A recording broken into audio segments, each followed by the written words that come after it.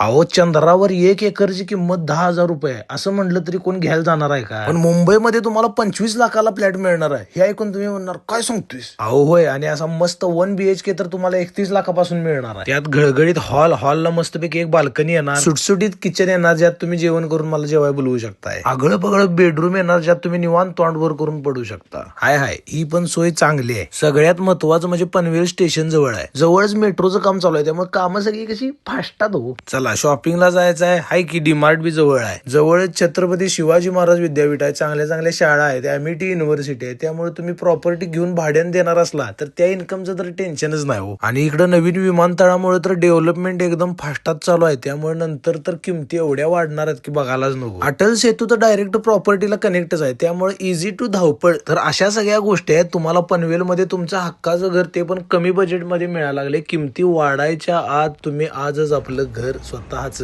Book करा.